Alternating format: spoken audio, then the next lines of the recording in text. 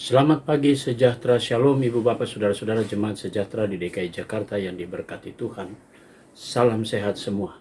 Saudara-saudara, pagi hari ini kembali saudara dan saya dihantar memasuki minggu kerja yang baru. Itu berarti kita semua tetap dipercayakan oleh Tuhan untuk mengisi segala anugerah dalam hidup ini ketika kita sudah berada di pekan yang baru. Mari sebelum segala sesuatunya kita lakukan, kita kerjakan, kita datang menghadap Tuhan, memohon kekuatan dan penyertaan-Nya. Kita berdoa. Kembali di pagi hari ini kami bersyukur kepadamu Tuhan Yesus untuk semua karya dan berkat-Mu. Pagi ini kami akan melangkah, namun sebelumnya Tuhan perlengkapi kami dengan kuasa Roh Kudus-Mu. Lalu Tuhan bimbing kami ketika kami ingin mendalami firman-Mu, sehingga kami semua dapat mengerti akan firman Tuhan, dan firman-Mu kami berlakukan dalam setiap langkah tugas kami di hari ini.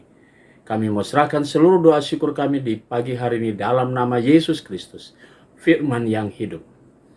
Amin. Saudara-saudara, pembacaan Alkitab kita pada pagi hari ini terambil dalam perjanjian baru, kitab Kisah Para Rasul, pasalnya yang kedua dan pada ayatnya yang ketujuh. Berkata demikian. Mereka semua tercengang-cengang dan heran lalu berkata, bukankah mereka semua yang berkata-kata itu orang Galilea? Demikian firman Tuhan. Judul yang menjadi landasan renungan kita berkata, formasi iman, rasa kagum. Saudara-saudara yang Tuhan Yesus kasihi, janji Yesus terhadap murid-murid dalam melanjutkan pekerjaan misi Kristus dalam dunia, mereka tidak bekerja sendiri. Mereka dipenuhi dengan Roh Kudus.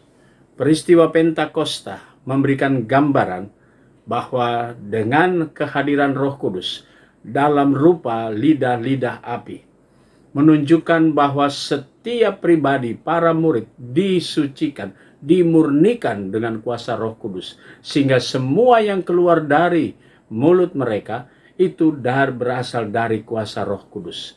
Karena lidah-lidah api yang memampukan mereka untuk berbahasa apa yang dikehendaki Allah, sehingga banyak orang akan melihat dan mereka menjadi bingung dan tercengang. Karena apa yang mereka saksikan tidak seperti yang mereka lihat sehari-hari, di mana para murid di kalangan masyarakat dilihat hanya sebagai seorang nelayan. Tapi pada saat itu, mereka dengan iman menanti kedatangan Kristus, menanti akan peristiwa datangnya Roh Kudus, membuat mereka pada akhirnya orang lain pada tercengang. Itu pekerjaan Roh Kudus. Nah, saudara-saudara, di dalam kehidupan kita sehari-hari, tentulah kita semua juga diperlengkapi oleh kuasa Roh Kudus. Karena kita pun akan menghadirkan tanda-tanda kerajaan Allah melalui sikap dan perbuatan kita. Formasi iman kita akan berbanding dengan rasa kagum banyak orang ketika kita semua menjadi pelaku-pelaku firman Tuhan dalam perkataan dan perbuatan. Dan semua itu yang memampukan kita adalah kuasa Roh Kudus yang sudah Dia hadirkan dalam hidup kita. Selamat berkarya. Dan tetaplah kita berimankan kepada Kristus, karena Dia sudah menggenapi. Dia menghadirkan penghibur dan memampukan kita semua untuk terus menjadi berkat bagi banyak orang. Dan orang pun akan menikmati dan merasa kagum atas pekerjaan Tuhan. Amin. Mari kita satu dalam doa. Sukacita kami di hari ini karena firman Tuhan membuat kami semua dilengkapi dan dimampukan untuk mengerti. Pagi ini kami mau berdoa ya Bapa di sorga, untuk jemaat sejahtera yang merayakan ulang tahun di hari Minggu kemarin, Saudari Yudit Anastasia Lilipori, Saudari Arliana Yuvani Manopo, dan Saudari Yosina Immanuel Sahelangi.